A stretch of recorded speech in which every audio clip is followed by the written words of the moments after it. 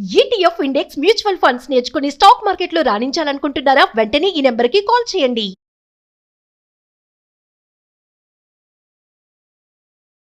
నమస్తే, సుమన్ టీవీకి స్వాగతం. ప్రస్తుతం మనతో పాటు ప్రముఖ ఆధ్యాత్మికవేత్త మాడుగుల శివప్రసాద్ గురుగారు ఉన్నారు. వీరితో ఈరోజు కొన్ని విషయాల గురించి మనం చర్చిద్దాం. నమస్కారం గురుగారు. ఆశీర్వచనం తల్లి. గురుగారు, వినాయక చవితి రోజు అంటే పూజ చేసుకున్నప్పుడు కానీ పూజ చేసుకున్న తర్వాత కానీ మనకి చంద్రుడిని చూడొద్దని అంటారు. ఎందుకలా అసలు? శ్రీ మహాగణాధిపతయే నమః. ఐం మహాసరస్వత్యే నమః. శ్రీ లలితాంబికాదేవియే నమః.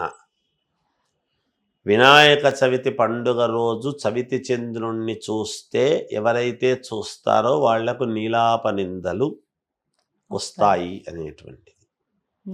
అందుకనే మనకు శ్రీకృష్ణుడు శమంతకమణిని అపహరించినాడు అనేటువంటి అపవాదు మీద వేసుకున్నాడని ఆ కథంతా కూడా చెప్పడం జరుగుతుంది. అసలు మూలం ఏమిటి, ఎందుకు ఆ మాట వచ్చింది అన్నప్పుడు, సృష్టిలో ఆది దంపతులైనటువంటి పార్వతీ పరమేశ్వరులు ఇక్కడ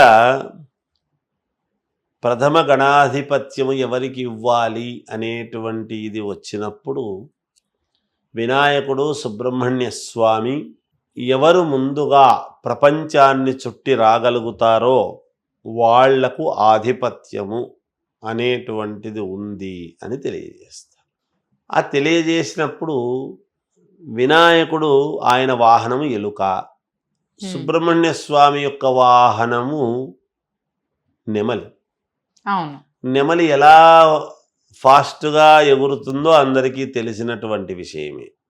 అయితే ఈయన వెళ్ళిన ప్రతి చోట ముఖ్యమైనటువంటి ప్రదేశాలన్నీ తిరిగి రావాలి కదా. ఆ వెళ్ళిన ప్రతి చోట వినాయకుడు ముందే పోయి ఎదురవుతూ ఉన్నాడు.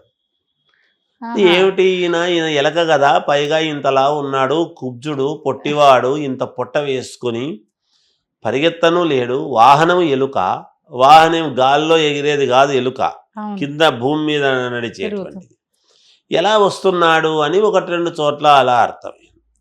వినాయకుడు ఏం చేసినాడు, అందుకే మనకు ప్రతి పిల్లవాడికి బుద్ధి సక్రమముగా ఉండి విద్యాభ్యాసము పెరగాలి అన్నా చెయ్యాలన్నా బుద్ధి పని చేయాలి.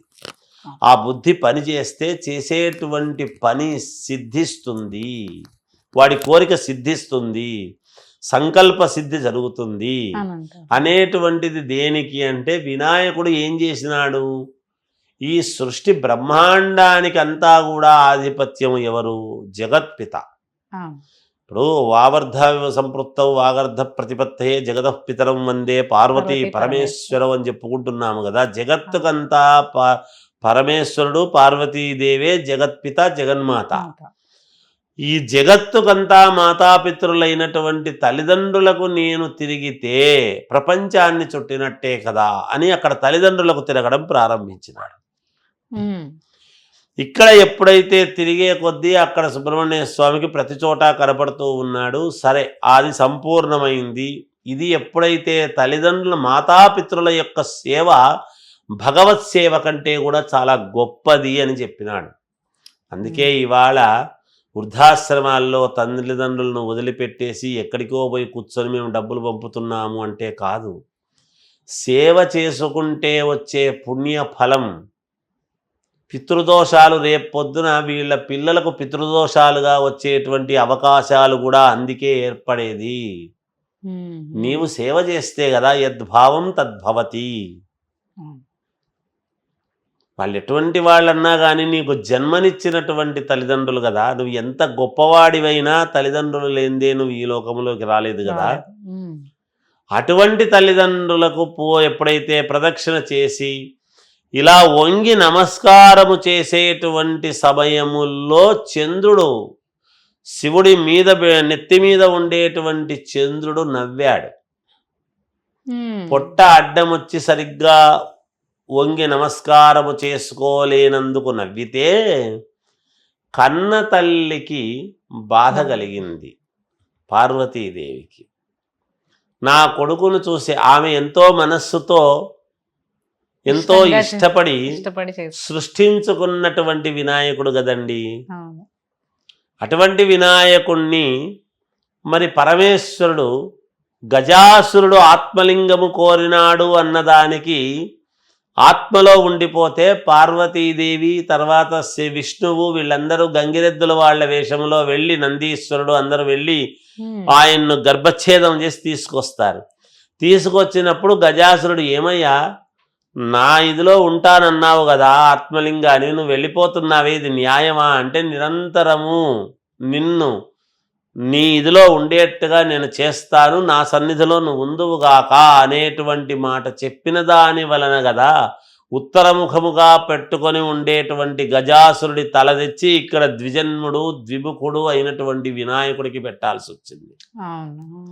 అందువలన అక్కడ గజాసురుడి యొక్క కోరిక తీర్చటానికి ఆ గజాసురుడి ముఖాన్ని గజముఖుడు అనేటువంటి ఇదితో పెట్టారు. ఇక్కడ ఆ పొట్ట అడ్డం ఉండేటువంటి దాని వలన పార్వతీదేవి చూసి బాధపడి అప్పుడు ఏ వినాయక చవితి జన్మదినము నాడు గనక ఎవరు చూసినా నీలాపనిందల పాలగుదురుగాక నువ్వు నవ్వినందుకు గాను అనేటువంటి శాపము. తల్లి శాపము విముక్తి అనేటువంటిది కూడా చెప్పు, పొరపాటు చేసినాను అనేటువంటి భావనతో ఆమెను వేడుకుంటే అప్పుడు అది వినాయకుడే చెప్పాలి అన్నప్పుడు ఎవరైతే నా చవితి పండుగ రోజు చూసి ఆ చవితి కథను విని ఆ కథకు సంబంధించినటువంటి అక్షతలు ఎవరైతే నెత్తి మీద వేసుకుంటారో వాళ్లకు అది వర్తించదు అనేటువంటి మాట చెప్పారు. అందువలన వ్రత కథ అంతా కూడా విని శ్రీకృష్ణుడు కూడా దేవుడే, ఎవరో కాదు కదా. మరి కృష్ణుడికే నీలాపనిందలు తప్పలేదు అని అంటే మనుషులము మనం ఎంత మాత్రము ఏముందిలే చూస్తే ఏమైందిలే అంటే ఏమి లేదు, నువ్వు ఒక అపఖ్యాతి పాలవుతావు, ఏదో ఒక రకంగా ఇబ్బందులు పాలవుతారు. ఇవన్నీ ఎందుకు చెప్పారు అంటే మన మనస్సును ఒక క్రమబద్ధములో ఉంచటానికి. మనము విచ్చలవిడితనముగా మనకెవరూ లేరు, మనల్ని ఎవరు ఆపేది, తల్లిదండ్రులు నా తల్లిదండ్రులే కదా వాళ్ళకు చెప్పేది ఏమిటి అనేటువంటి ధోరణితో మన బుద్ధి చంచలమైనటువంటి బుద్ధి కాబట్టి మనుషుల యొక్క బుద్ధి.